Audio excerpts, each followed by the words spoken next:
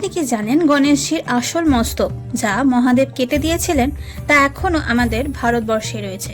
আজ্ঞে হ্যাঁ, স্ক্রিনে যে জিনিসটা দেখছেন এটি হলো গণেশজির সেই কাটা মস্তক, যেটা কয়েক বছর ধরে এক সুড়ঙ্গের ভেতরে লুকিয়ে রাখা হয়েছে।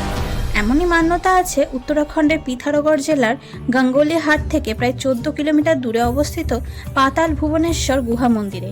স্কন্দপুরাণের মানসখণ্ডে এই গুহার উল্লেখ আছে। এমনকি এটি আর্কিওলজিক্যাল সার্ভে অফ ইন্ডিয়া দ্বারা প্রোটেক্টেড এরিয়া। এই গুহার প্রথম খোঁজ পেয়েছিলেন সূর্যবংশীয় রাজা ঋতুপর্ণ, যিনি অযোধ্যার রাজা ছিলেন। ত্রেতা যুগে যখন তিনি এই গুহায় প্রবেশ করেছিলেন তখন গণেশজির কাটা মস্তকের দর্শন পেয়েছিলেন।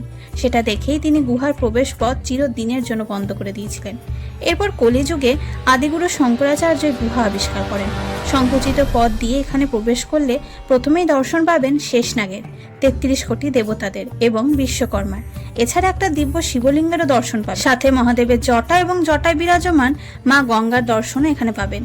এখান থেকেই একটু এগোলেই দেখতে পাবেন গণেশজির আসল কাটা মস্তক, যেটা মহাদেব ওনার ত্রিশূল দিয়ে কেটে দিয়েছিলেন।